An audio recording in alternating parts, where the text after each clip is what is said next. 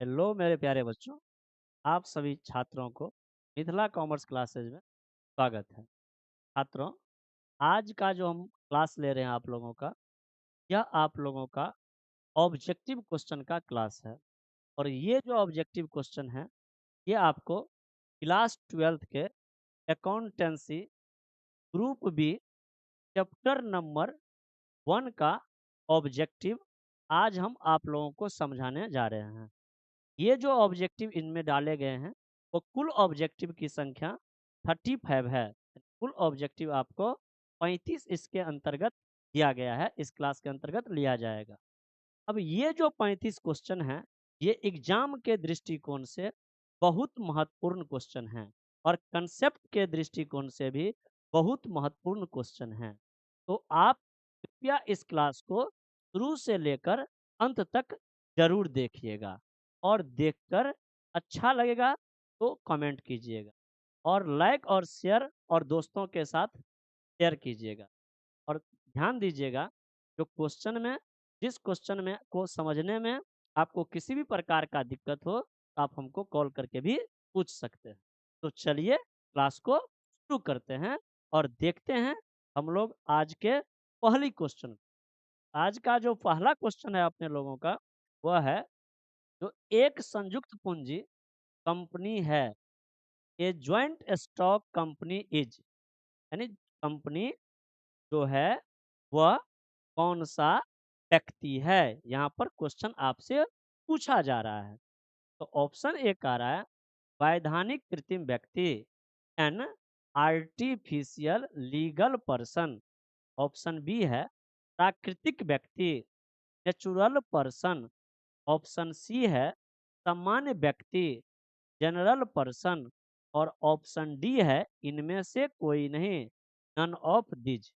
तो मेरे प्यारे बच्चों, कंपनी जो है वह एक वैधानिक कृत्रिम व्यक्ति है, N artificial legal person.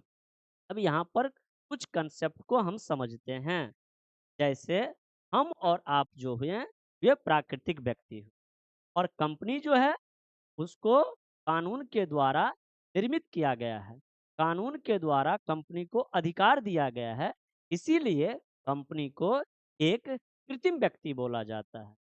Option आपका ए नंबर सही है, वैधानिक कृत्रिम व्यक्ति। क्वेश्चन नंबर आपका बी 2 नंबर क्वेश्चन का रहा है कंपनी किसके द्वारा निर्मित होता है। कंपनी का निर्माण किसके द्वारा किया जाता है। ऑप्शन ए का रहा है पूर्वाधिकार अंशधारियों द्वारा, by preferential share holder. Option B का रहा है प्रवर्तकों द्वारा, बाय प्रमोटर्स। ऑप्शन सी का रहा है विधान द्वारा, बाय लॉ। और ऑप्शन डी दिया हुआ है ऋण पत्रधारियों द्वारा, बाय डिवेंचर्स होल्डर्स। आपको अभी हमने बताया जो कंपनी का जो निर्माण होता है वह आपका होता है लॉ द्वारा, विधान द्वारा। का ऑप्शन जो होगा वो आपका सी सही होगा, विधान द्वारा, बाय लॉ। नेक्स्ट क्वेश्चन आपका है कंपनी का निर्माण साधारणतया किस उद्देश्य के लिए किया जाता है। एक company generally created for the purpose of. Option A है जनता की सेवा करने के लिए। ऑप्शन बी है लाभ कमाने के लिए, अर्निंग प्रॉफिट्स। ऑप्शन सी है सरकार को लाभ पहुंचाने के लिए। और ऑप्शन डी है इनमें से कोई नहीं। तो मेरे प्यारे बच्चों, कंपनी का जो निर्माण होता है उसके पीछे जो उसका मकसद होता है, उद्देश्य होता है, वो होता है लाभ कमाना। ऑप्शन नंबर बी आपका सही होगा, अर्निंग प्रॉफिट। नेक्स्ट क्वेश्चन आपका है ईजी कंपनी के अधिकतम सदस्यों की संख्या कहाँ तक सीमित की है। अधिकतम संख्या, कौन सा संख्या, अधिकतम संख्या, maximum number of members in private company. जो कंपनी प्राइवेट कंपनी होती है उसमें सदस्यों की, मेंबर्स की मैक्सिमम नंबर कितना है, ये आपसे पूछा जा रहा है। ऑप्शन ए में दिया है 20 यानी कि 20। ऑप्शन बी है 70। ऑप्शन सी है 50 और ऑप्शन डी है 200। तो कंपनी में जो सदस्यों की अधिकतम संख्या होती है वो इसका राइट आंसर होगा ऑप्शन डी 200। यानी किसी भी निजी कंपनी में जो सदस्यों की अधिकतम संख्या होती है वो मेरे प्यारे बच्चों होता है 200। कितना होता है? 200। तो आपके मन में इच्छा होगा जो सर ये तो आपने समझा दिया, जो निजी कंपनी में सदस्यों की अधिकतम संख्या होती है 200, तो सर बताइए किसी भी प्राइवेट कंपनी में सदस्यों की न्यूनतम संख्या क्या होगा? तो देखिए बच्चों, आगे आपके सामने क्वेश्चन आ गया है। क्या दिया है? निजी कंपनी में सदस्यों की न्यूनतम संख्या, यानी आपसे मिनिमम नंबर पूछा जा रहा है। और किस कंपनी का मिनिमम नंबर पूछा जा रहा है? तो प्राइवेट कंपनी का। यानी प्राइवेट कंपनी का मिनिमम नंबर कितना होगा? ऑप्शन ए में है 2, ऑप्शन बी है 7, ऑप्शन सी है 4 और ऑप्शन डी है 6। तो किसी भी निजी कंपनी का प्राइवेट कंपनी में जो सदस्यों की न्यूनतम संख्या होती है मेरे प्यारे बच्चों, वो होता है 2। यानी ऑप्शन नंबर ए जो आपका है वो राइट आंसर। नेक्स्ट क्वेश्चन की ओर हम लोग बढ़ते हैं। तो अगला क्वेश्चन आपका कह रहा है, तो इनमें से कौन सी कंपनी की विशेषताएं नहीं है? यानी कंपनी की कौन सी विशेषताएं नहीं है, ये आपसे पूछा जा रहा है। तो ध्यान दीजिएगा, ये ना जो पूछा जा रहा है कौन सी नहीं है तो है ये वाला में लगा दीजिएगा। इस क्वेश्चन को थोड़ा गौर से यहाँ पढ़िएगा तो देख लीजिएगा, नहीं पूछा जा रहा है। इसमें भी होगा note A feature of company वाला दिया है कृत्रिम व्यक्ति, यानी ऑप्शन नंबर एक आ रहा है कृत्रिम व्यक्ति। तो अभी हमने आपको पढ़ाया, तो कंपनी की पहली विशेषता है, कंपनी एक कौन सा व्यक्ति है? कृत्रिम व्यक्ति है, आर्टिफिशियल पर्सन है। ऑप्शन बी कह रहा है पृथक वैधानिक अस्तित्व, सेपरेट लीगल एंटिटी है। ऑप्शन सी कह रहा है असीमित दायित्व है, अनलिमिटेड लाइबिलिटी है। और ऑप्शन डी कह रहा है विधान द्वारा निर्मित है, क्रिएटेड बाय लॉ है। तो इसमें कृत्रिम व्यक्ति ये इनकी विशेषताएं हैं, पृथक वैधानिक अस्तित्व ये भी कंपनी की विशेषताएं हैं, विधान द्वारा निर्मित ये भी कंपनी की विशेषताएं हैं। तो कौन क्या पूछा जा रहा है? नहीं है। ऑप्शन नंबर सी आपका होगा राइट आंसर, असीमित दायित्व। कौन सा दायित्व? असीमित दायित्व। कंपनी में जो सदस्यों का दायित्व होता है वह सीमित होता है, असीमित नहीं होता है। असीमित होता है जो असीमित दायित्व वाली कंपनी होती है उसमें। समझ गए होंगे। नेक्स्ट क्वेश्चन आपका है, कंपनी की विशेषता है। अब वहां पूछा जा रहा है नहीं है और यहाँ पूछा जा रहा है। यानी किसी भी कंपनी का आपसे फीचर्स पूछा जा रहा है और वह भी कौन? जो है। तो पहला है पृथक वैधानिक अस्तित्व, ये तो है। सीमित दायित्व, अब ये पढ़ाए थे, है। अस्थाई, ये भी है। उपरोक्त सभी, ऑल ऑफ द एभव। तो ये ऑप्शन नंबर डी इसका सही होगा।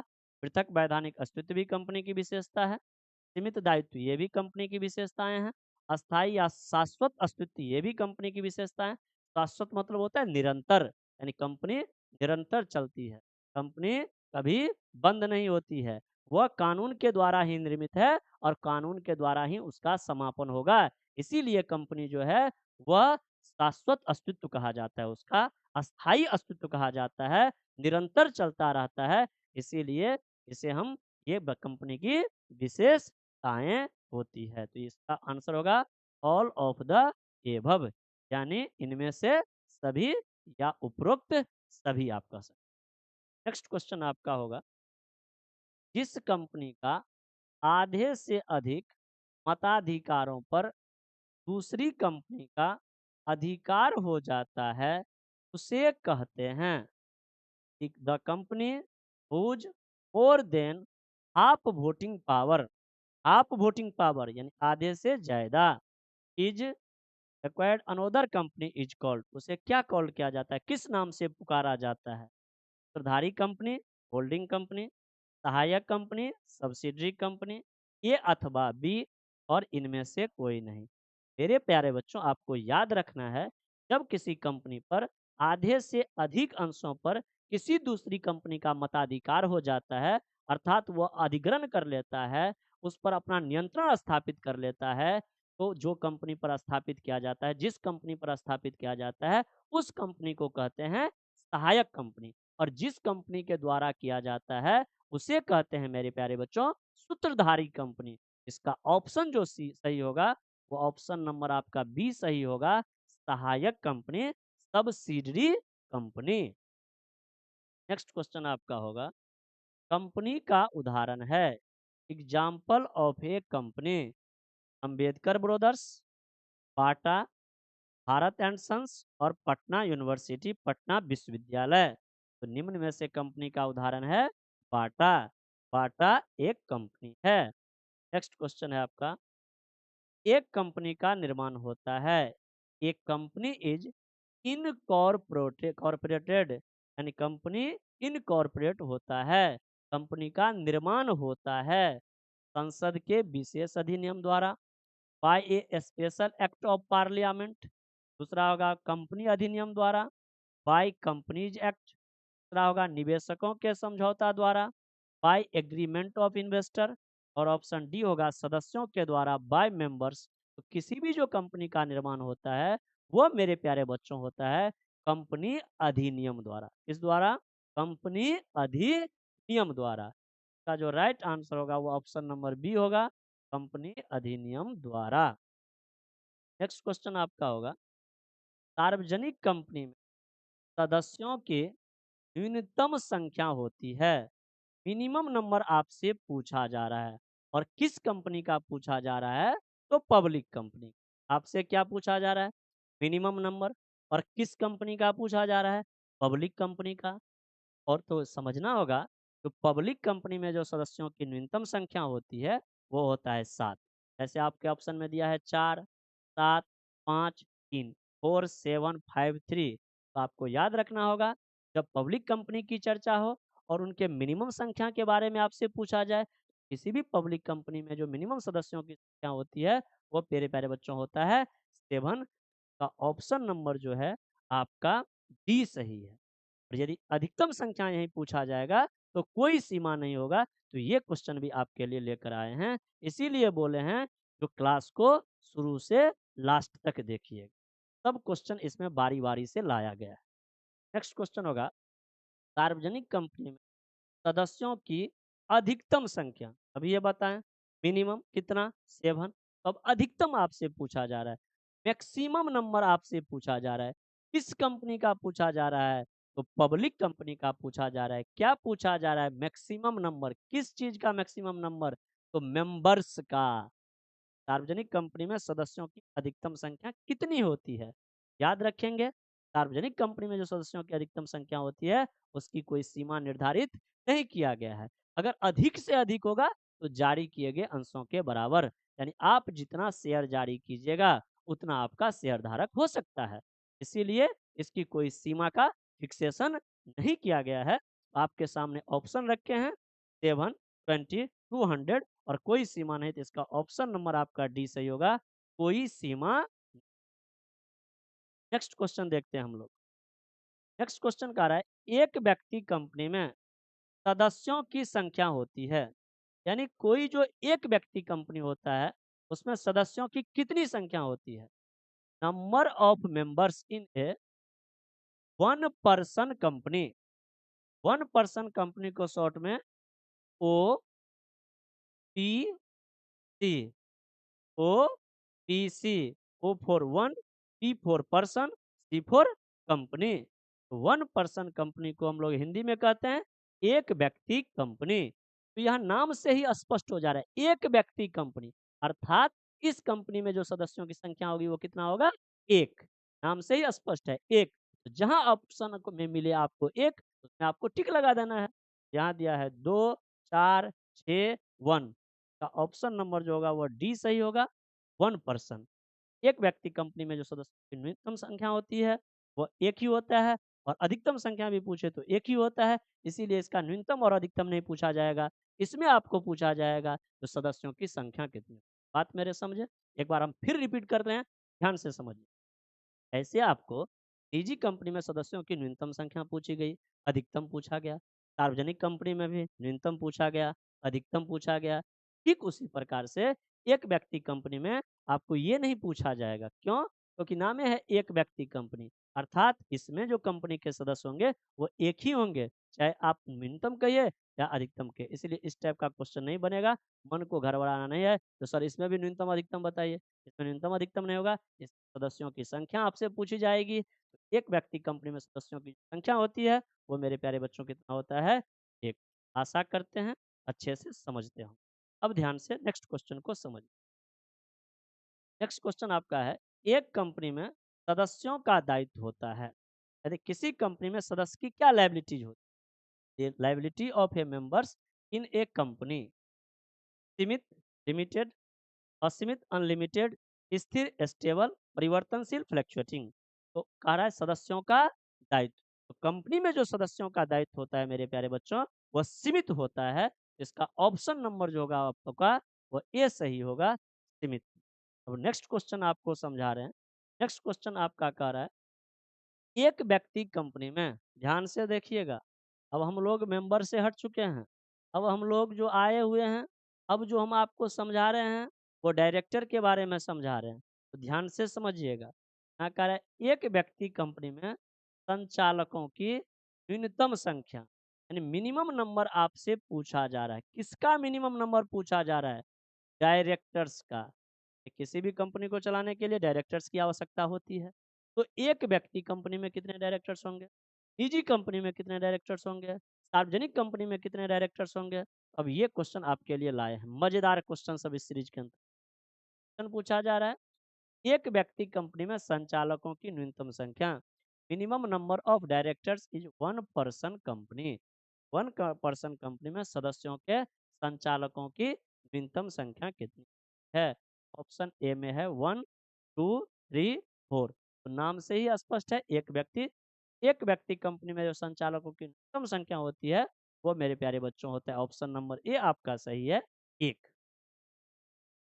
नेक्स्ट क्वेश्चन आपका होगा, तो निजी कंपनी में संचालकों की न्यूनतम संख्या, यानी आपसे मिनिमम नंबर पूछा जा रहा है, और किस कंपनी का पूछा जा रहा है? प्राइवेट कंपनी का। और किस चीज का? डायरेक्टर्स का। यानी संचालक की न्यूनतम संख्या कितनी होती है किस कंपनी में? तो निजी कंपनी में। ध्यान से देखिए, एक व्यक्ति कंपनी में संचालकों की न्यूनतम संख्या 1 होती है, निजी कंपनी में संचालकों की संख्या 2 होती है, और सार्वजनिक कंपनी में संचालकों की संख्या 3 होती है। समझ गए होंगे, 1, 2, 3।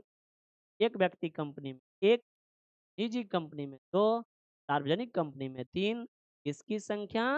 तो मेरे प्यारे बच्चों, डायरेक्टर्स की संख्या। कौन सी संख्या? तो मिनिमम नंबर, न्यूनतम संख्या का जो ऑप्शन होगा सही वो आपका होगा 2। निजी कंपनी में जो सदस्यों की न्यूनतम संचालकों की न्यूनतम संख्या होती है वो कितना होता है? 2। और सदस्य का बताए थे वो भी 2। नेक्स्ट है, सार्वजनिक कंपनी में संचालकों की न्यूनतम संख्या होती है। किस कंपनी में पूछा जा रहा है? सार्वजनिक कंपनी में पूछा जा रहा है। किस चीज का? संचालक का। न्यूनतम संख्या पूछा जा रहा है, minimum number of directors in a public company. किसी भी पब्लिक कंपनी में डायरेक्टर्स की न्यूनतम संख्या होती है, अब ये बताए थे कितना होता है? 3। तो समझ गए होंगे, 1% जो कंपनी होगा उसमें डायरेक्टर्स की न्यूनतम संख्या 1। प्राइवेट लिमिटेड जो कंपनी होगा, पीवीटी शॉर्ट में लिखे हैं, तो प्राइवेट लिमिटेड जो कोई कंपनी होगा, निजी कंपनी जो होगा उसमें कितना होगा? तो 2। और पब्लिक कंपनी जो होगा उसमें कितना होगा? तो 3। किसकी संख्या? डायरेक्टर्स की संख्या। किसकी संख्या? डायरेक्टर्स की संख्या। तो 1, 2 और 3 न्यूनतम संख्या, मिनिमम नंबर। नेक्स्ट क्वेश्चन आपसे पूछा जा रहा है, निजी कंपनी में संचालकों की अधिकतम संख्या कितनी हो सकती है?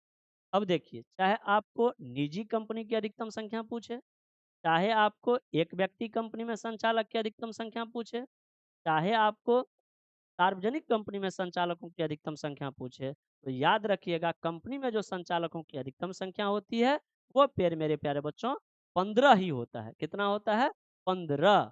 और अगर आपके मन में होगा सर 15 से ज़्यादा संचालक बनाना होगा तो क्या करना होगा, उस पर भी हम बताएंगे। लेकिन अभी आपको बता रहे हैं, तो किसी भी कंपनी के में जो संचालक की अधिकतम संख्या होगी वो 15 होगा।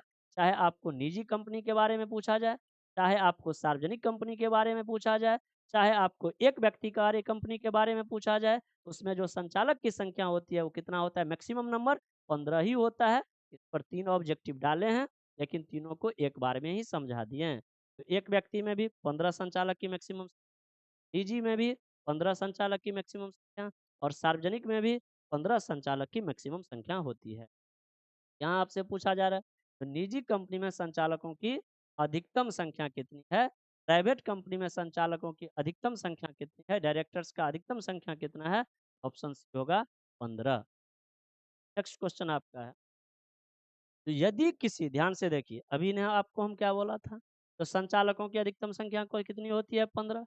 अब मान लेते हैं किसी कंपनी में संचालक की संख्या को बढ़ाने की इच्छा जाहिर होगी, तो क्या करना होगा? यही क्वेश्चन आपसे पूछा। यदि किसी कंपनी में 15 से अधिक संचालक नियुक्त करना हो, यदि किसी कंपनी में इच्छा हो जो हमको 15 से अधिक संचालक नियुक्त करना है, तो उसे क्या करना होगा? If a company wants to appoint more than 15 directors, 15 directors, what must is do? यानी उसे क्या करना होगा? उसे करना क्या पड़ेगा? ऑप्शन 4 आपके सामने है। केंद्र सरकार की अनुमति लेनी होगी। ऑप्शन बी है विशेष प्रस्ताव पारित करना होगा। ऑप्शन सी है न्यायालय की अनुमति लेनी होगी। ऑप्शन डी है कुछ नहीं करना होगा। मेरे प्यारे बच्चों, ध्यान रखिएगा, अगर किसी कंपनी को 15 से अधिक संचालक नियुक्त करना होगा, तो उसे विशेष प्रस्ताव पारित करना होगा। क्या होगा? विशेष प्रस्ताव पारित करना होगा। तो ऑप्शन नंबर जो आपका है वो आपका डी सही है। नेक्स्ट क्वेश्चन आपका है, निजी कंपनी से संबंधित प्रावधान किस अधिनियम में दिए गए हैं? The provisions related to a private company are given under which act? यानी किस एक्ट में निजी कंपनी का प्रावधान दिया गया है, ये आपसे क्वेश्चन पूछा जा रहा है।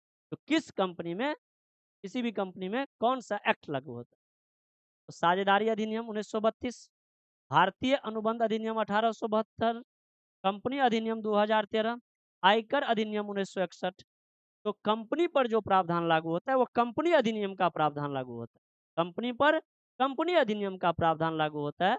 इसका जो राइट आंसर होगा मेरे प्यारे बच्चों, वो होगा कंपनी अधिनियम 2013। अब बच्चों समझते हैं, आपके मन में होगा क्या सर कंपनी अधिनियम 2013 से पहले? तो कंपनी अधिनियम 2013 से पहले कंपनी अधिनियम 1956 चलता था। अभी जो हम लोग वर्तमान में भारत में अधिनियम चल रहा है, वो चल रहा है कंपनी अधिनियम 2013। इसी अधिनियम के तहत कंपनी के सारे काम कार्य को किया जाता है, इन्हीं धाराओं के अंतर्गत कार्य को किया जाता है। इसीलिए जिसका सही आंसर हुआ वो हुआ कंपनी अधिनियम 2013, कंपनीज एक्ट। अब देखिए नेक्स्ट क्वेश्चन आपका है, तो निजी कंपनी को अपने नाम के अंत में क्या लिखना आवश्यक है? किसी भी जो निजी कंपनी होते हैं उसको अपने नाम के अंत में क्या लिखना आवश्यक है? तो क्लास में पढ़ाए थे थ्योरी में। तो निजी कंपनी को अपने नाम के अंत में ऑप्शन नंबर आपका ए सही होगा, प्राइवेट लिमिटेड लगाना पड़ेगा। ऑप्शन तो 4 है, पढ़ देते हैं।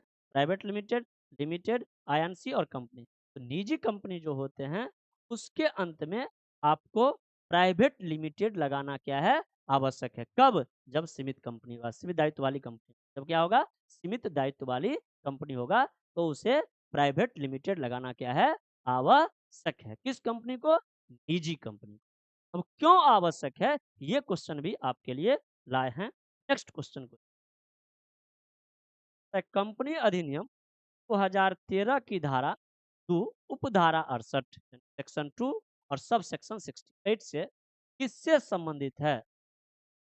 सार्वजनिक कंपनी, निजी कंपनी, सरकारी कंपनी, विदेशी company, public company, private company, government company, organ company.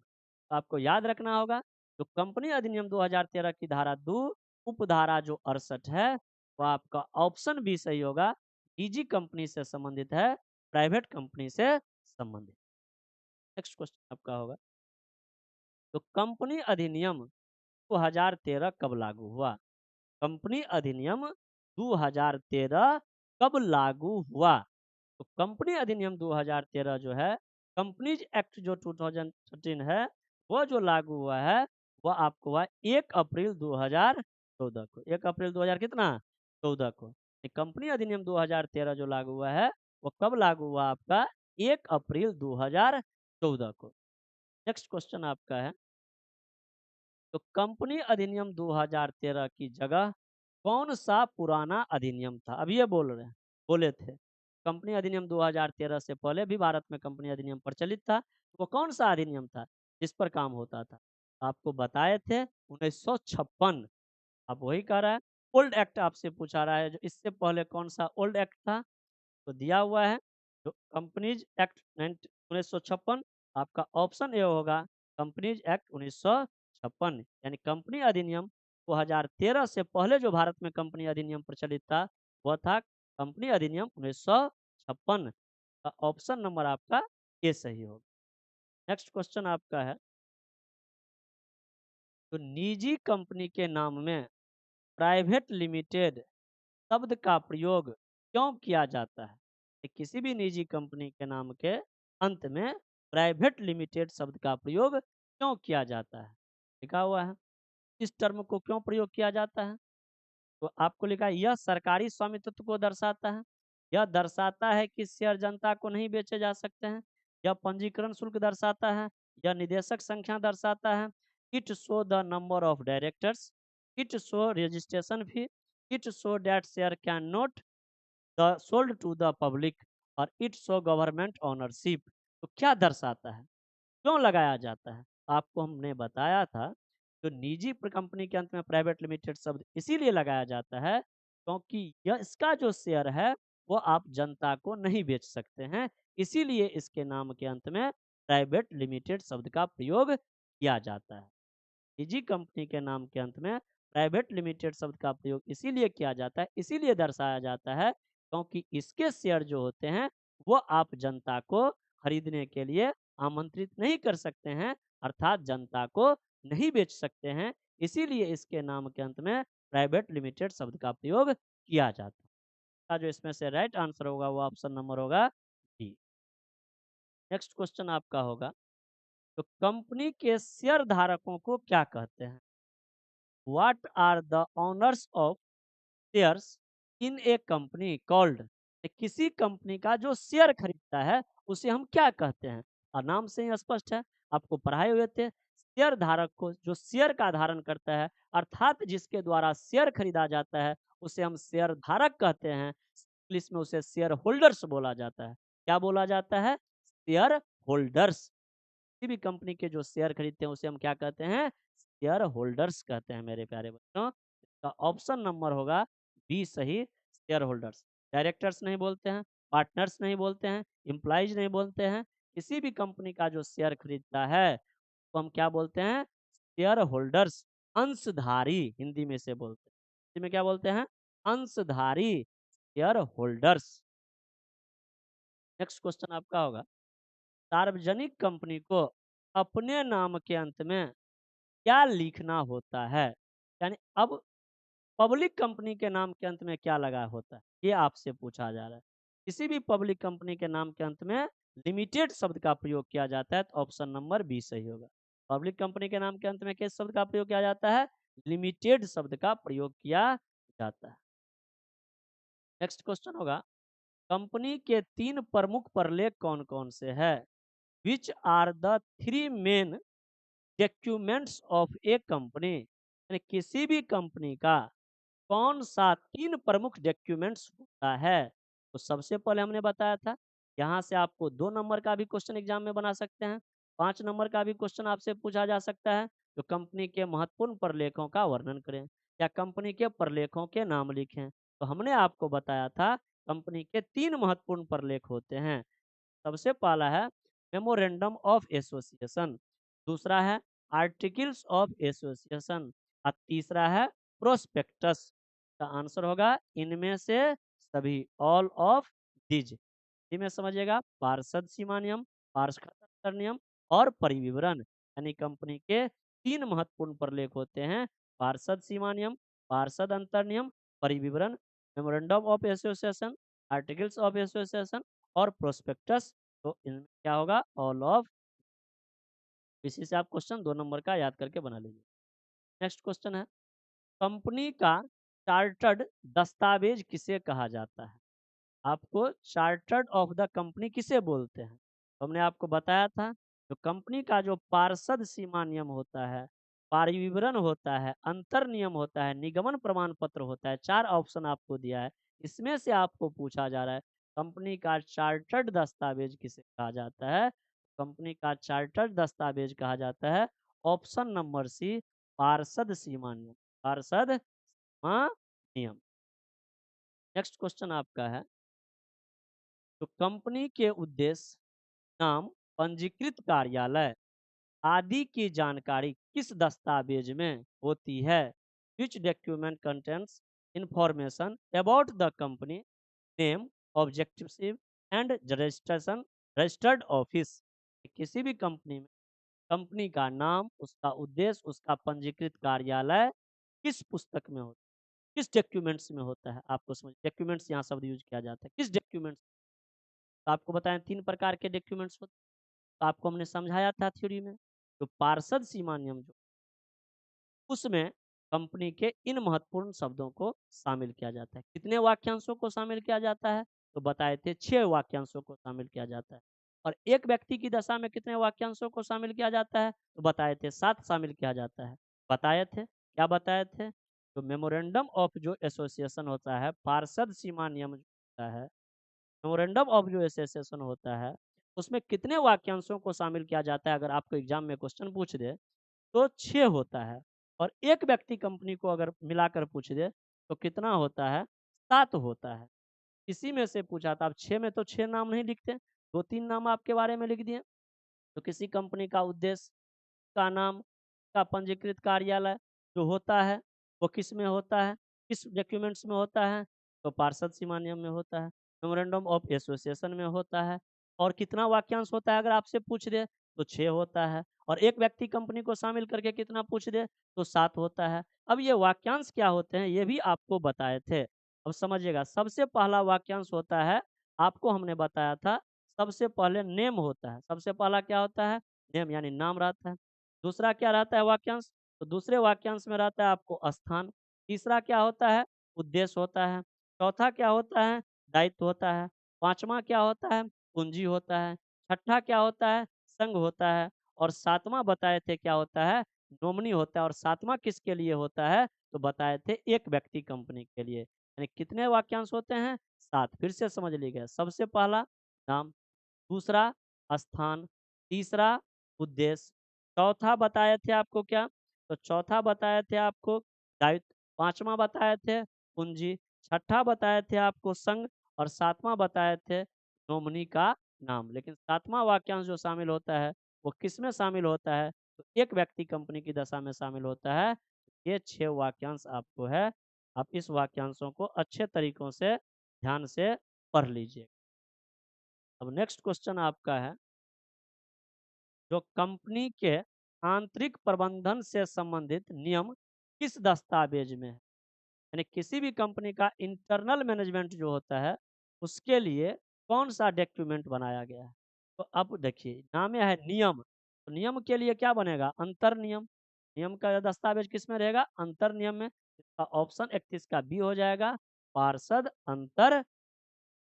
Next question बढ़ते हैं, तो कंपनी का जन्म प्रमाण पत्र किसे कहा जाता है?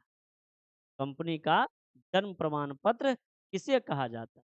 Which document is known as the birth certificate of the company. यानी कंपनी का बर्थ सर्टिफिकेट किसे कहा जाता है? तो 4 ऑप्शन आपके सामने है, विकल्प दिया है।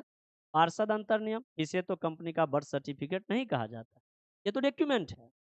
दूसरा है आपका परिविवरण प्रोस्पेक्टस, इसे भी नहीं कहा जाता, ये भी आपका डॉक्यूमेंट्स में आता है। तीसरा आपका है पार्षद सीमा नियम, मेमोरेंडम ऑफ एसोसिएशन, इसे भी नहीं कहा जाता, ये तो आपका डॉक्यूमेंट है। कंपनी के 3 महत्वपूर्ण प्रलेख होते हैं, कंपनी के 3 महत्वपूर्ण डॉक्यूमेंट्स होते हैं, ये तीनों होते हैं। और तीनों में अगर आपसे पूछ दे जो आधारभूत डॉक्यूमेंट्स कौन सा है, तो मेमोरेंडम ऑफ एसोसिएशन कहा जाता है, जिसमें आपको कंपनी का बर्थ सर्टिफिकेट पूछा जा रहा है। तो कंपनी का जो बर्थ सर्टिफिकेट होता है वो होता है निगमन प्रमाण पत्र, सर्टिफिकेट ऑफ इनकॉर्पोरेशन। समझ चुके होंगे क्या होता है? निगमन प्रमाण पत्र जो होता है वह कंपनी का बर्थ सर्टिफिकेट कहलाता है। और कंपनी का जो दस्तावेज कहलाता है मेरे प्यारे बच्चों, ये ऊपर के 3 दस्तावेज होते हैं। और इसमें से अगर आपसे महत्वपूर्ण दस्तावेज पूछ दिया जाए तो महत्वपूर्ण दस्तावेज होता है पार्षद सीमा। और जिसमें कितने वाक्यांश शामिल होते हैं? 6 शामिल होते हैं। और एक व्यक्ति कंपनी की दशा में कितने होते हैं? 7 होते हैं। समझ चुके होंगे। और सातवां क्या होता है? नोमिनी, यानी एक व्यक्ति कंपनी में उत्तराधिकारी देना आवश्यक होता है। नेक्स्ट क्वेश्चन आपका है, एक व्यक्ति कंपनी में संचालकों की अधिकतम संख्या कितनी हो सकती है? किसी भी एक व्यक्ति कंपनी में जो संचालक की अधिकतम संख्या होती है, तो हमने आपको पढ़ा दिया है। तो किसी भी कंपनी में अगर आपको संचालक की अधिकतम संख्या पूछे इस तीनों में से किसी भी कंपनी के बारे में, तो संचालकों की अधिकतम संख्या कितनी होती है? 15। इस पे ज़्यादा समय आपका नहीं लेंगे। ऑप्शन नंबर आपका क्या हो जाएगा? सही होगा। तो एक व्यक्ति कंपनी में जो संचालकों की अधिकतम संख्या होती है, वो कितना होता है आपका? 15 होता है। नेक्स्ट क्वेश्चन आपका है, अगला क्वेश्चन आपका दिया हुआ है, तो सार्वजनिक कंपनी में संचालकों की अधिकतम संख्या होती है। फिर आपसे पब्लिक कंपनी का क्या पूछा है? डायरेक्टर्स का मैक्सिमम नंबर पूछा है। इसका भी कितना हो जाएगा आपका? 15। यानी ऑप्शन नंबर जो है वो आपका क्या होगा? सी सही होगा। इस समय हमने आपको समय नहीं लिया क्योंकि इसको हम पहले हमने समझा दिया है। तो निजी कंपनी में भी संचालक की अधिकतम संख्या होगी 15।